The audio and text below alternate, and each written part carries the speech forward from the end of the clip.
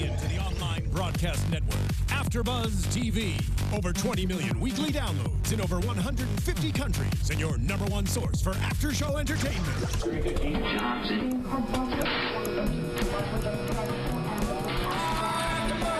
AfterBuzz TV, the destination for TV superfans, producing aftershows for over 300 of your favorite TV shows, interviewing celebrities and showrunners, and bringing you behind-the-scenes exclusives. All thanks to E! Entertainment's Maria Menounos, producer Kevin Undergaro, and internet leader Akamai. Now, let the buzz begin! Yes, I am so pumped right now. Yes. Oh, man. Ready to fight. Woo! Valerian Steel Blade, check. Dragon Glass, we got none. We're good. We're still gonna be good. We're gonna be okay. Hey, everybody, welcome to your Game of Thrones AfterBuzz TV after show Hardhome episode. What is it? Episode 7? 8? Season 5? No, it's episode 7. Is it 8? I think it's 8. Oh my gosh, we're almost done. It's episode 8 of season 5. Everybody, my name is Kyle Maddock. I'm gonna be your host tonight. To my left, I have the lovely Kristen Snyder. And I'll be protecting you. Thank you very much. And to her left, I have Sara Stretton. Hello, everyone. So excited to talk tonight, and thank you for being patient and waiting with us. Sorry about the delay. There we go. And we peeled him off the couch to bring him over to the desk. Ryan Malaty. I don't like change. I'm scared. Hi, I'm Ryan Malaty, and I will be your chat correspondent. Go to youtube.com/AfterBuzzTV to join the conversation.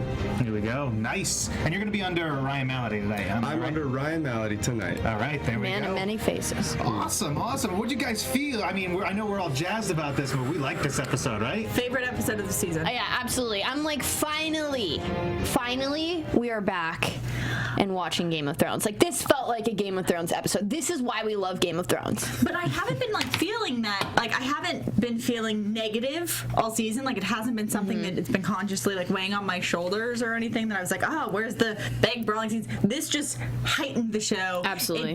It was invigorating. The last section was obviously, they took their time with it. They built everything up. I thought it was done so well.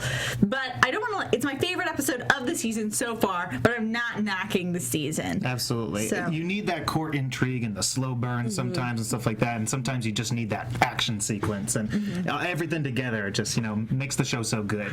Yeah, I can't remember the last time I literally got out of my chair and screamed during an episode. Tonight we all screamed during the viewing of this. We watched it all together, and literally I was like, oh, and we probably just scared some people. It was a good one. So let's start off this week in Meereen. Let's start with Tyrion and Jorah standing before the Queen of Dragons. There you go. How did you think that was going to go down? Well, we'd all predicted that the fighting pits were going to come into play, and whether or not Daenerys was going to accept Tyrion's help.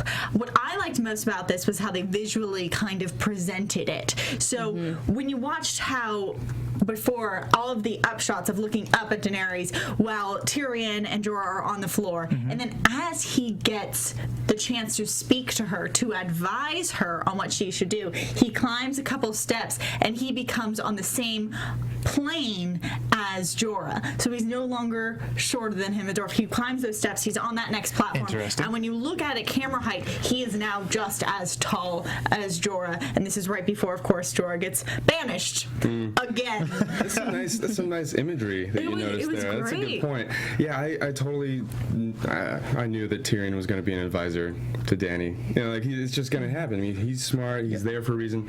And Jorah, I didn't know what his fate was going to be, but I just feel bad. He's just the man of exile.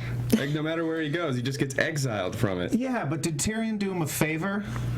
Question. Do you think he did? Because he didn't. He could have easily said, "Yeah, you should kill him." I don't think he was doing anyone any favors. I think he was just honest. I think he was advising the way he plans on advising, which is honestly. Yeah. I'll go on the opposite side of that, and I'll say it was a bit of a favor because if this was any other man who he wouldn't have just gotten to know through the traveling experience that they had together and getting to know Jorah that way, I think he probably would advise her to kill someone who betrayed her. Yeah. And Jorah did kidnap Tyrion, so Tyrion's a little like, Yeah. To me, this first section of advisement was very much him being cautious. He didn't really tell her what to do.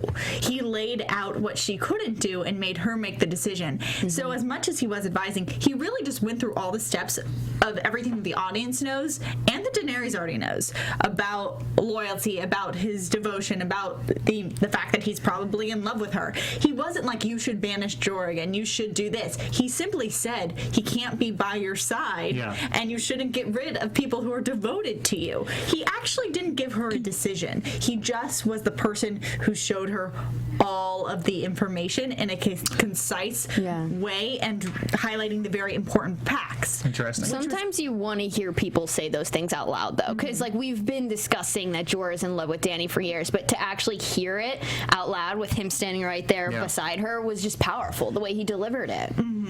Also, though, it did bring it to the light of everyone else in the room. It was being able, he showed that he can say things that people do keep the personal. He wasn't just listing the political impacts, the people impacts. He was also willing to put her personal life into the decision making.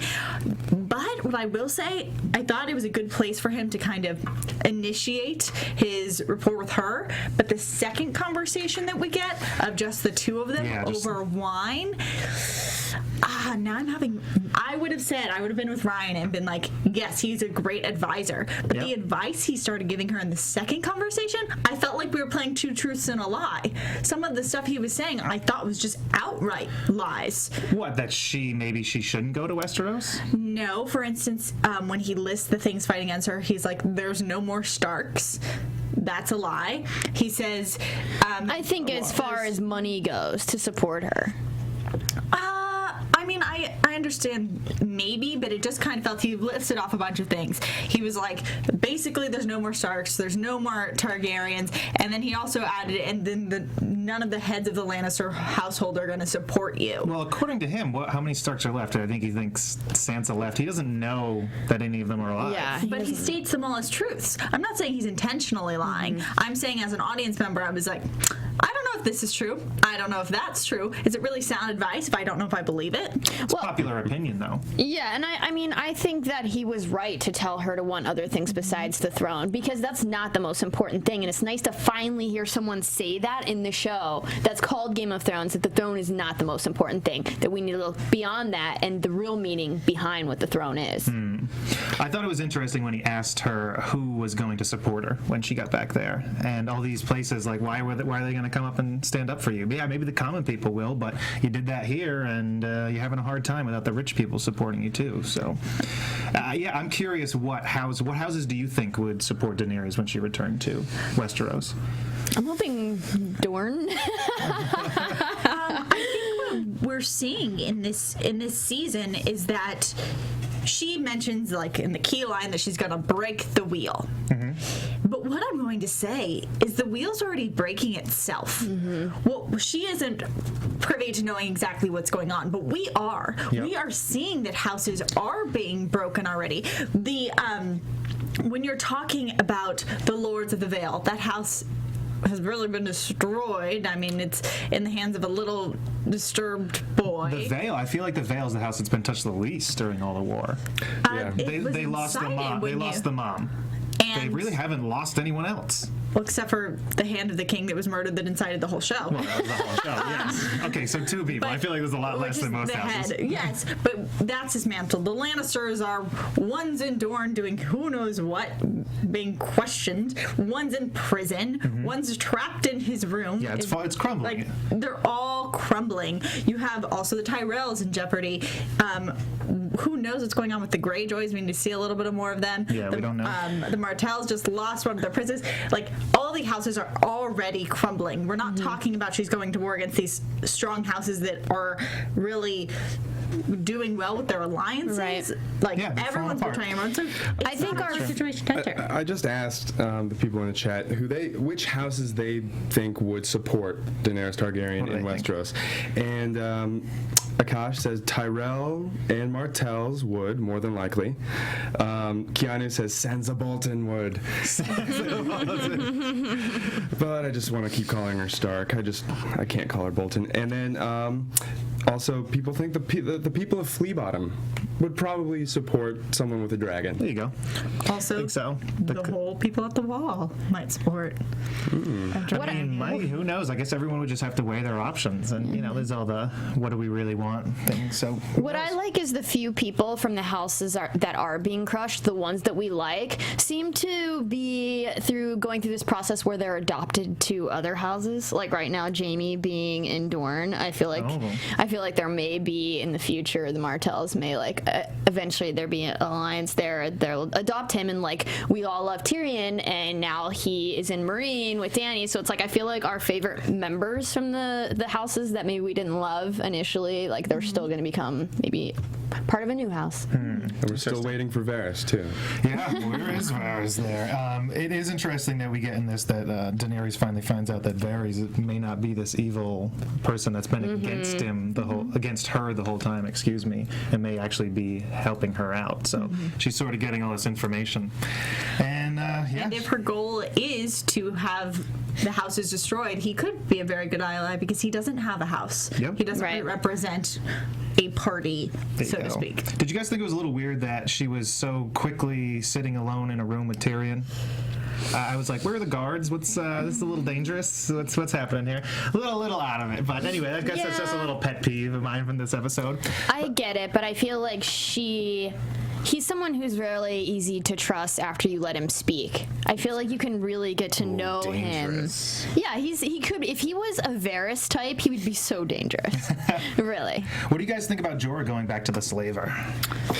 I think as soon as he got grayscale, his fate was pretty much sealed. So I mean, I feel like if he can, at least be seen as a devoted man in Daenerys' eyes at least one more time, and he can die, in peace. I guess my theory is, I don't know, this theory here is that he's going to try to prove himself, and very in the fighting pit. So very much like an old Roman thing. If you're the hero, the people want you, and if all of a sudden all the people like Jorah, Daenerys can keep him. We're gonna need him. I'm thinking that's what's gonna happen. We're gonna need him to hold the city together. We need a hero. We need a hero. Awesome. So For you, Khaleesi. yeah, so let's head out of there. But before we go over to Arya's storyline, I just want to talk to the viewers for a second. We love hearing from you guys. We love the comments. We love the tweets. We read them all. You can see we've been very active in the YouTube comments this season, and we've been chatting. And we want you to know that right now, for the next couple of weeks, we are doing a listener survey on podcast1.com. We'd love you to go there, fill out the listener survey, and you can have an impact on how to make this show the best it can possibly be. So please head over there right now. Check it out, podcast1.com. That's podcast1 spelled out, so ONE.com. And thank you guys. Keep commenting. We love it. Yep, that would really help us out, guys. So thank you. Ooh. And if you liked that or didn't like that, note that in the survey. Purring, adding that to our list. So let's head over to Arya, or should I say Lana or Lana. See, I was afraid her face was going to change, so I'm glad that she's just taking on this new identity, and we can still recognize her at this point. Yeah, She's got some sweet new hair, though. New hairdos, yeah. So she's sort of on this training mission sort of thing to attempt to become someone else, it seems like, who is an oyster sales girl. Right. Sarah, what's up? I just have very mixed reactions to this storyline, and that in my mind, I'm like, I like where this could be heading. She's intertwining herself in more plots. You've got the idea of her becoming this sort of assassin, whatnot. I think that they've introduced something interesting in who's actually on her side within, we've had this blonde girl who I've always pictured as against Arya, but in this episode I was kind of like, really, is she, or is she trying to protect her? How are these two people going to interact with Arya in this new schooling? But at the same time, it's like, I'm so used to seeing Arya being in charge of her own life and standing up to people and being rebellious and being a fighter, that she's taking a step back to learn more actively, so now she's taking all the instructions. So to me, I don't get to see that fighting spirit that I normally see in Arya as much right now. I think she needs it though. It's a slow process becoming an assassin. You know? But that's hard when what we left with her last season was this crazy, like, leaving the hound bloody and basically yelping. And then we're going to this where she's being, like, slapped on the wrist a lot and told very much what to do and, like, what do you see, what do you not see. So it's just almost like she's slowed down a little bit. I think that she needs to slow down to learn more and to get these bigger other stories that are going to intertwine her and things. But it's a little, like, at the moment I'm like, you just want to see her kill people. So you're sadistic like Kristen over here. I got that weird feeling that you got, Sarah. What? When the faceless man, Jack Nagar, when he said, "Oh, you know, it's all the same to the many-faced God. You know, what if she fails? It's all the same." So his indifference to her life kind of made me feel uncomfortable because he thought that she was in this safe haven with this guy, and now I don't believe him. I think that he knows she's going to be just fine. Like you said, Sarah, she was just fine before, and that's why she's gotten this far, so far with them. I think that girl's jealous because she hasn't been given this chance. I think it's obvious that Arya is bringing in a skill set that has gotten her further than that other girl, and I know that Jaqen believes in her, or he wouldn't be doing this to her. I think he's just saying that. I'm not convinced. I could see it going either way. I felt his lines were a little manufactured just to give the audience some like edge of our seat. Here's the thing. Is it bad? Is bad things gonna I think she needs to get in trouble here. Absolutely. It can't go picture perfect. Something's gonna go wrong. Exactly, but I think he will be there as one face or another. Maybe he's the guy. Maybe he's the gambler. You know? Yeah. Why not? Interesting. I like it. You think though this is just setting up as some sort of? This is all a test. Why should we think this isn't still a test? Why should we think the game's over and her now she's allowed to go out on her own? I don't believe it. It's very sneaky. It's very sneaky. I don't know if I'd buy it. It's very sneaky. So yeah, she has to kill this gambler guy who's sort of ripping off captains and ripping off their families and whatnot. And she has to go and poison him. So she's got to figure out how to do all this. She's already feeding him. Oh yeah, she's gonna put it on the vinegar. Yeah. Who else? Why else would you do it any other way? He's not going to eat shot. I'm a shot girl now. That's the genius of it. You set up this other person in this world, and they have a day-to-day activity, and so when you see them, there's nothing wrong. I think that's how assassins normally do it. I mean, amazing. Not saying I have another life or anything, but says the girl with a dagger up her sleeve right now. I mean, whatever. So let's head out of there. Let's go to King's Landing. Cersei is in jail. This is yes. This makes me happy. I don't know. I guess I hate Cersei. And we see a few different scenes where this sparrow, this lady sparrow, is gigantic lady sparrow. Maybe just the angle, Napoleon thing. I guess she just looks like she's like towering and taking up the entire cell. And Cersei just won't have it.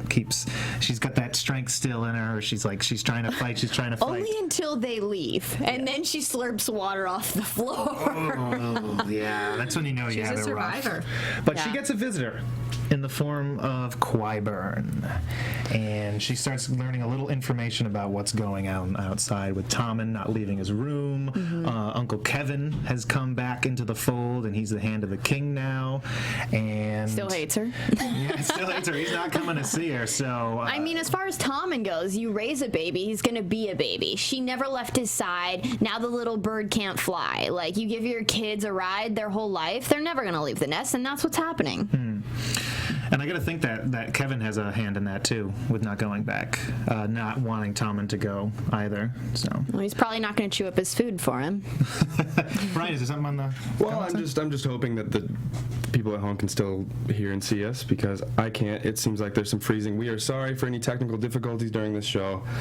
There we go. But as far as Qyburn goes, I really liked his statement on how belief is often the death of reason, and it kind of just sums up how fragile the system is, and when you start giving people power, especially those who are in charge of a belief system, you no longer have the joys of making, sound, reasonable decisions and having political debates. No, the person who's in charge of a belief system will take over, and that's what's happened. Interesting.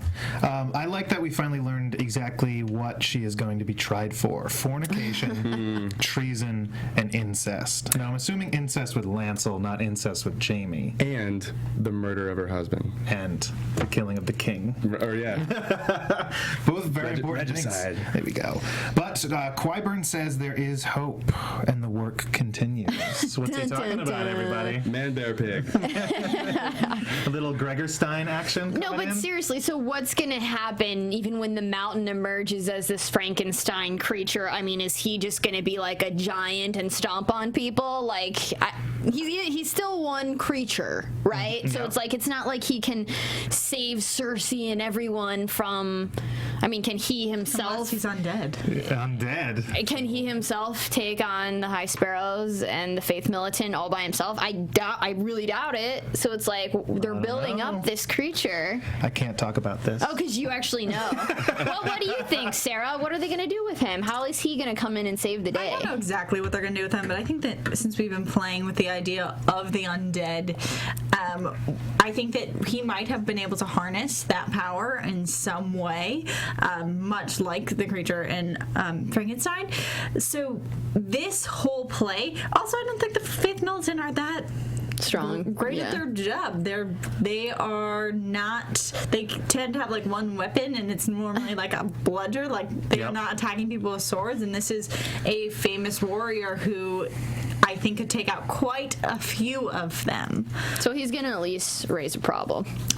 He's gonna maybe put off the trials a little bit. And also, we need to mention that he also managed. There was a way to escape, and he didn't exactly say Mother's Mercy. Maybe there is another way.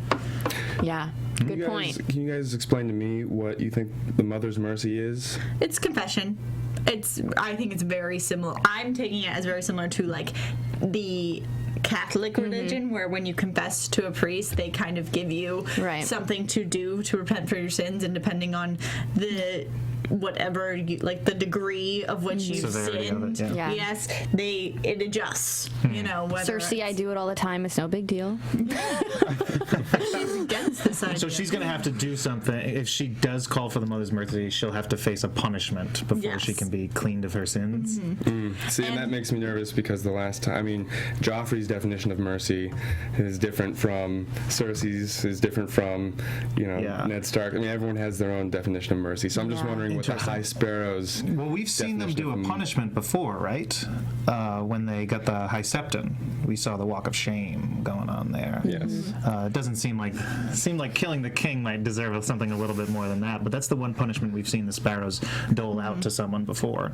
So. I feel like their mercy may be killing her. I don't know. We'll see. Mercy from this life. Interesting. Bye. You no longer have to live in embarrassment. We're just going to kill you. That's our mercy.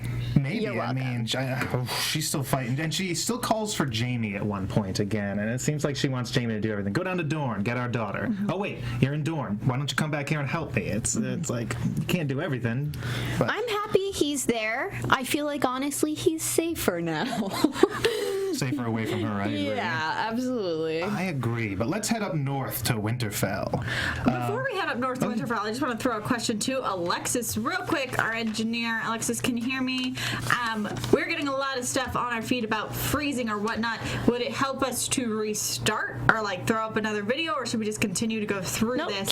Keep running. Everything is fine. It's just cutting in and out because we do have a lot of people watching. That's all. Okay. Don't worry. It's your fault. No, don't say that. Your fault at home. But no, it should, at least on my side, it's running smoothly right now. So I would try to keep going as much as you can so we're not wasting too much time, Who is responsible? The others are attacking. White Walker is, of course, responsible for freezing. I'm just kidding, guys. I love you. We're all safe here. I was thinking it might be me. Should I hop off, or we're probably just do the thing. We're gonna keep on chatting here. Let's go, guys. Let's do this. Sansa and Theon. Sansa wants to know why. Why did you do this? And they have a discussion about Bran and Rickon here, and she finally learns the truth. I was shocked. I couldn't believe he came right out and said it so easily. Very quickly that this came out in this conversation. I don't know if I really liked it. Like, we've been waiting for this piece of information for her, like, in the back of our heads, and this is what, their third time alone? Yeah, I think the third time. Already exposed. I'm glad she knows now. Maybe it'll give her something to aim for versus Exactly. finding them. But I felt like this conversation was too easy. Well, before Sansa was so cold and numb, because she lost her whole family, and now you can see in her eyes she's something to live for. She has family out there somewhere. So I feel like this is going to change her behavior and the way she handles her situation. Right.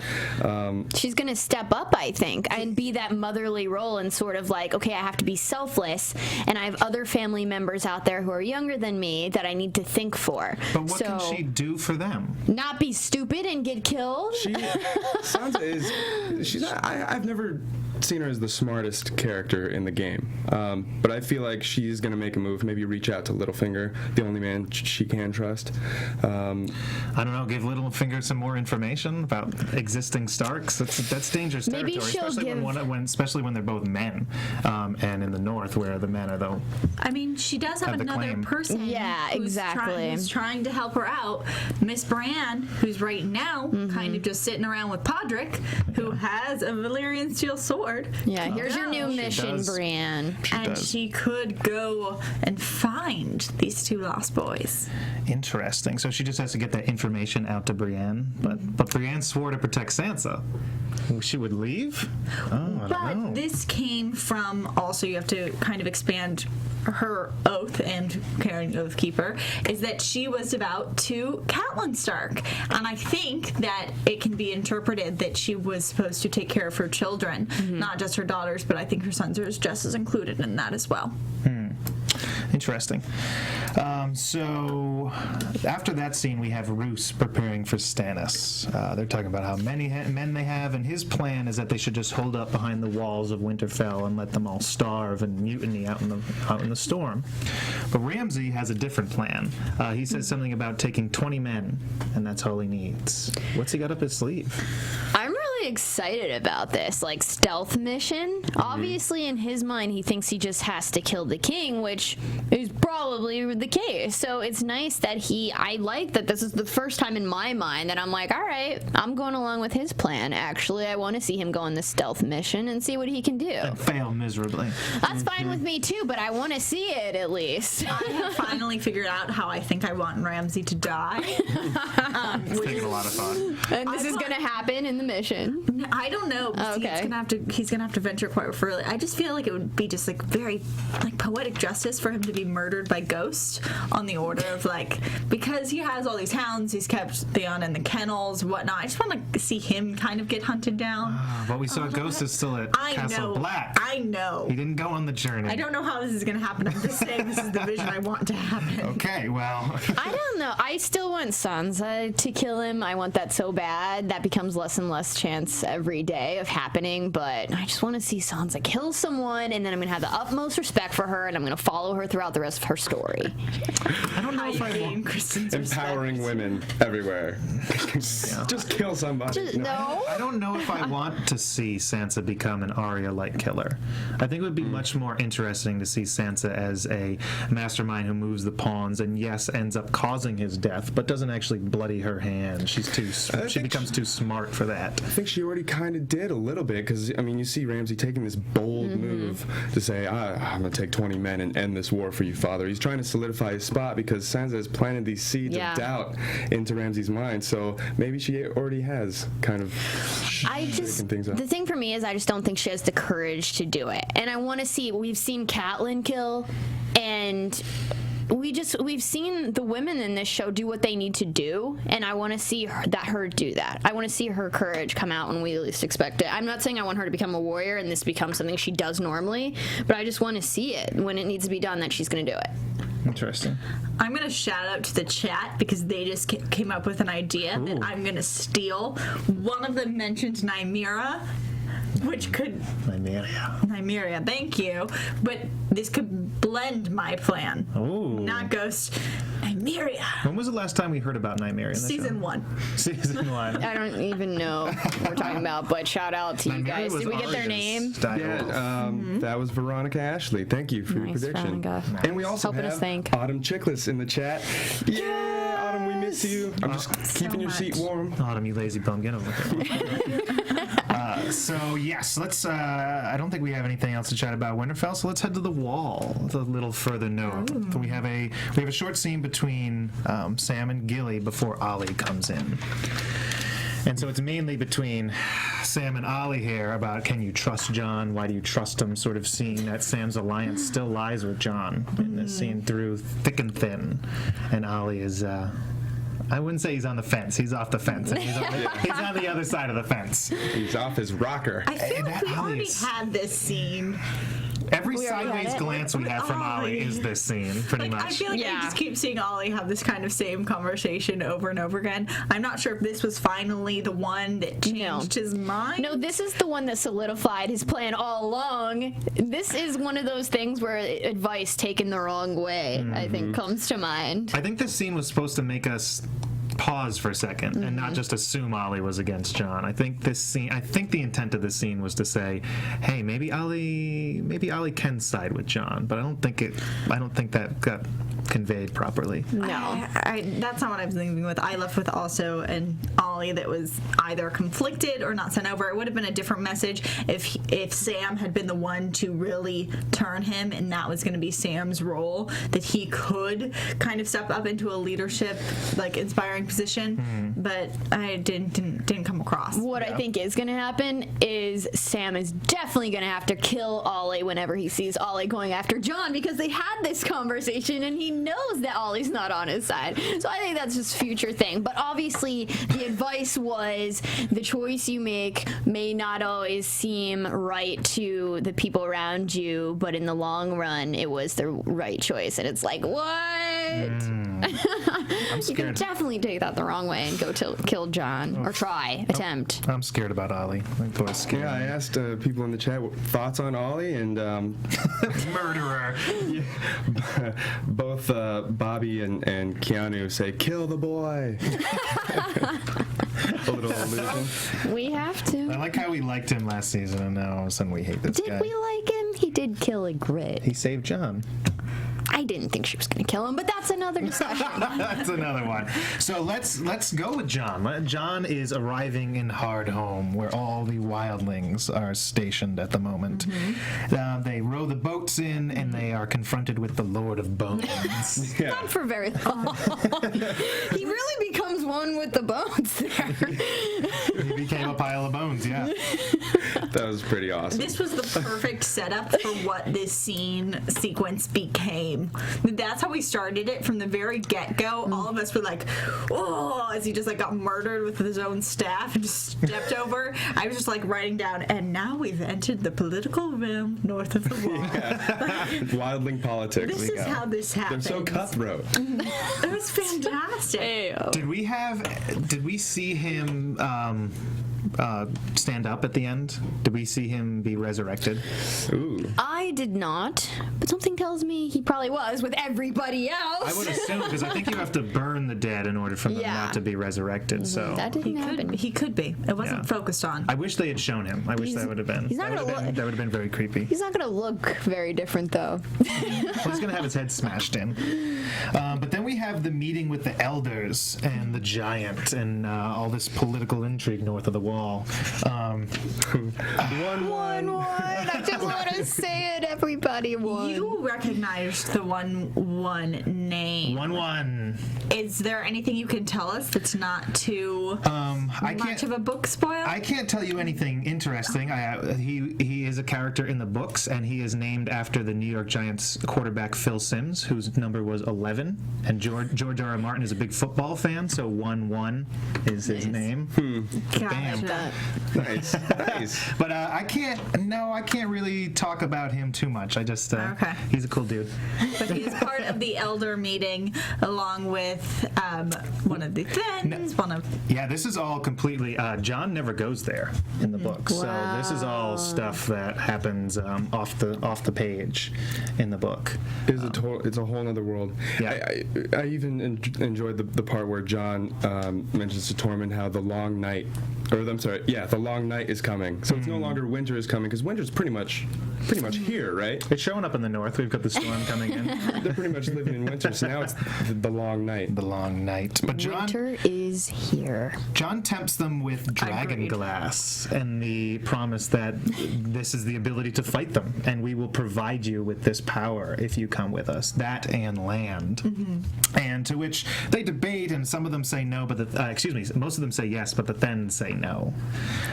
and who cares about the Thens? I hate that. Yeah, but then that guy ends up saving John or fighting with John when the others come, when the White Walker shows up. Yeah, they have to become allies a lot faster than they thought they would. So we get this reverse Saving Private Ryan scene where they are leaving the ocean, leaving the beach. Spoiler for Private Ryan. Oh, sorry. If you don't know about Normandy. Just kidding. So, yeah, we get this amazing action scene. This was so awesome, and I have no notes, but others attack. This was intense. This was crazy. So we have the I horsemen. have multiple notes. Do My it. first one was definitely, first of all, we got the storm coming, whether covering up the light, going through the smoke.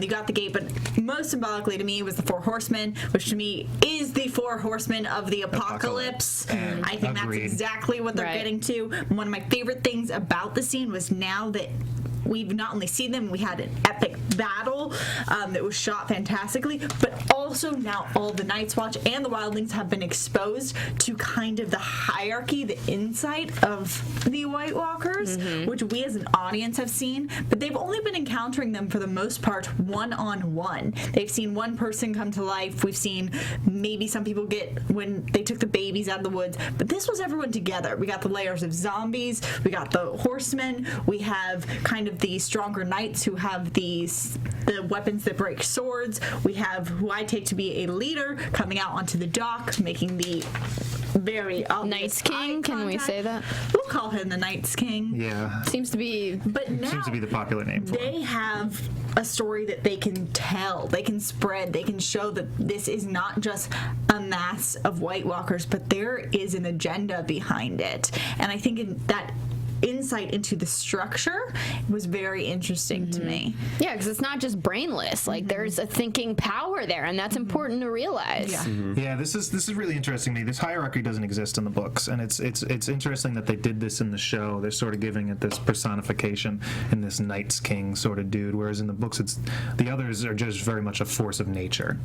It's like winter is coming. Winter is like the others in a way. It's just sort of this thing that comes and destroys stuff. And You know, I thought was interesting is, these zombie type creatures, the like Walking Dead kind of guys, they got shot in the head with arrows and they didn't die. Oh, You know, they I are thought not that was a regular universal zombies. zombie rule. No. They're different, No. right? So how do you kill them, right? With fire. so It's dragon glass. the rules of in the book is there's the others who are the White Walkers.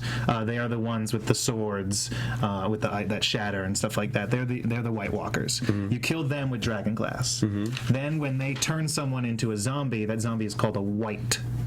W-I-G-H-T. And the whites don't die by dragon glass; they die by fire. Okay. And so Writing this down. Those are the rules. I'm not sure if we've had that established in the show, but you do see one of the others walk through fire and is undamaged by that. So they are just dragon glass and we find out Valyrian steel. Woohoo! Yeah, hilarious too. Good thing I have you right here. That was the moment we stood up and screamed. We're gonna be safe, guys. But I think I think it kind of highlights the point that in the end, I think it's going to be a battle between ice and fire, right? I mean, Here we go. fire versus White Walkers, dragons versus Boom, boom. whites. Boom, boom. That's where it's going. I want right? to see it. I I wanna feel see like the dragons battle. would just be able to go and they'd all be gone except for Right. the others, Why?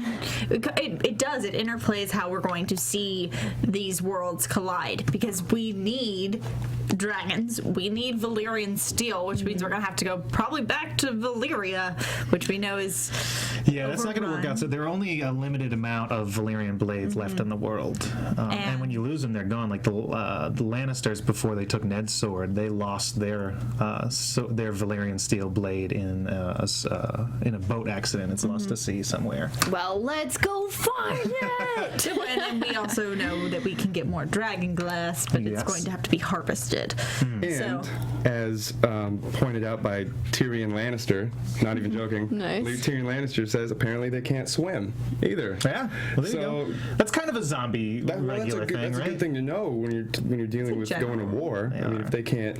We also know the Night's Watch can't paddle very fast. They didn't make it out from that coastline very well. We also know that one's going to either like swim or walk all the way. He's just going to walk to the boats and then, I don't know, hang on. He He's can going to be breathe on like underwater, a boogie apparently. board behind one of those boats or something. Oh, man. This was so awesome. Do you guys have anything more to talk about in this scene? Yes. Please go. Oh, I just wanted to talk about that scene where they all seemingly commit suicide. The lemming run, I like to call it. Can you talk about that? Can I talk about it? Yes, you obviously know more than I do. No, they just look like lemmings going up the side of a cliff. But I mean, you can't kill them except by fire, so that was just a quick way down. Screw the elevator. Right, but they didn't get up immediately, so we were like, "What's going on?" And then all of a sudden, like they all rise. That was just a crazy. dramatic pause. But I love that. Anyone having mixed emotions about, we kind of got who I thought was a very intriguing character in the woman elder of the wildlings, who established herself as a good fighter, put her kids on the boat, so we learned that she's a mother, and then we have her put her arms over her chest as she cannot attack the white children. Yeah. That bummed me out. That was good. Yeah. That bummed me out Well so done, hard. show. Well done. Like, there's absolutely no way to reverse them, right? Like, they're dead. Not that we they know need of. to be killed. I mean, this is a new thing to them. Right. I just didn't know if. Reverse otherism? Yeah. No, I don't think so. I think it's a one-way road, as far as we know. Yeah. How are you guys feeling about that? Like, I understood like the choice kind of, and that they showed us that she was a mom like right before this scene, and were very evident about it, and then they put it so that she emotionally couldn't kill things that were in the bodily form of children. Yep. Right. But I had also taken her to be a very smart elder. She's in this council. So to me, it was kind of sending mixed emotions. I wanted to see her fight through that and kill them. I didn't. I was wondering if she recognized them. Yeah. That's a really great point. And that was a big deal. That was a big reason why she couldn't do that. I don't know if it was just making her think of her children, or if she knew these children from the last time the White Walkers attacked. Yeah. From like the Fist of Earth, when First Men was all Night's Watch. Never mind. But yeah, I'm curious if she recognized them, or they just. I think we see that struggle though across films. Whenever the enemy shows up in a child, there's always that hesitance, right? So it's kind I of just thought it was interesting that not only did she not fight back against them, but also in the rest of the battle, I didn't notice any other white children of the whites, and I didn't notice anyone else attacking them.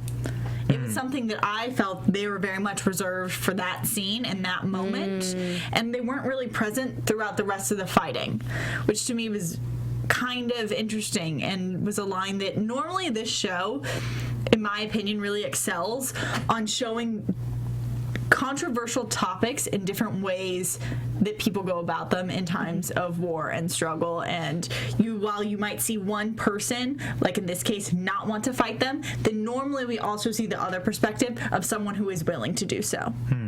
Right. We tend to see people have an obstacle, and some people either face it, and some people decide that this is their limit, and in this case, more or less sacrifice themselves to it.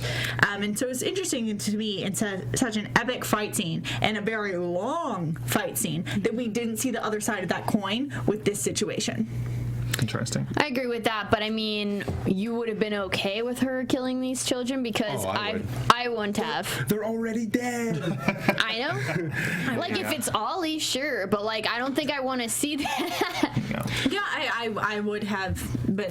I think it would have rubbed us the wrong way. I think it would have been really painful to watch. Yeah.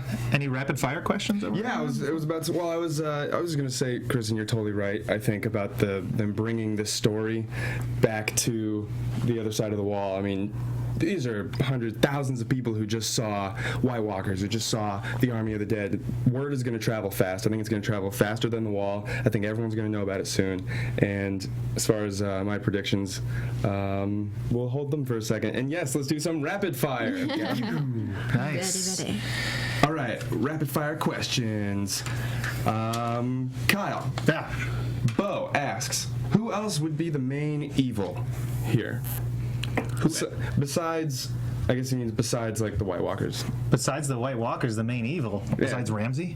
I don't know. The others, they are the big evil. They are they are the winter that is coming.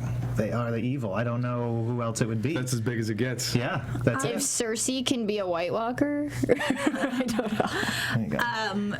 It's interesting to me because I think that Melisandre, I'm jumping into your rapid fire question. There you go. Melisandre was the person who came in, and when she was introduced, I thought she was the villain, and now she kind of stands at this middle point where maybe she could be a tool to save people, because she has also picked the White Walkers as her enemy, or enemy of the Lord of Light. So, I'll let you go ahead and rapid fire. I'll let you field this one. Okay. Jaziel Pichardo. Oh, here we go. Hello, Jaziel. Sorry, Jaziel. Will Melisandre have a compelling way to convince Stannis of killing his daughter in order to become king, or will his wife kill the girl to please the fire?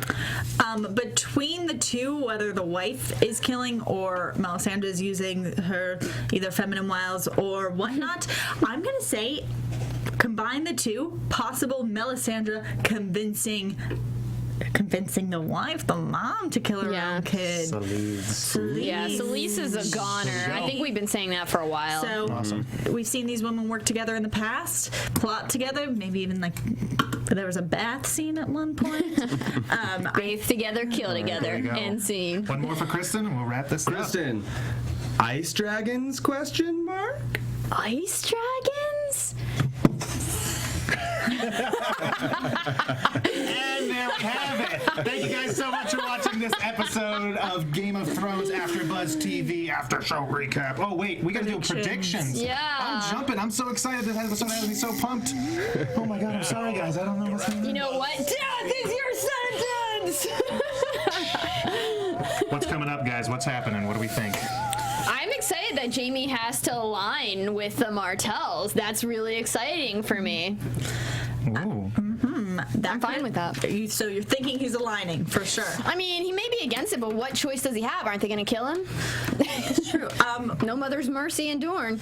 I'm not sure. I don't know. What's popping into my head isn't really a prediction, but it was a thing that I noticed, and partially because you, Kyle, mentioned it. I think last week on The Gift, they ran out of time and like filmed too much, because there was like 2 scenes in this week that they were like very blatantly like gift type scenes. Yeah. One was the poison being called the gift. There was also another one that I'm blinking out at the moment, but I literally feel like there was 2 scenes that they Jon Snow gave Dragonglass to the Wildlings. There we go, and he called it, here's the gift. Exactly. Well, we did get Dragonglass as a gift, but from Sam to Jon last one, so I can overlook that one. But Arya, That's come fine. on. But I think that those were both, they were like, let's film all these scenes. Oh, we don't have enough time.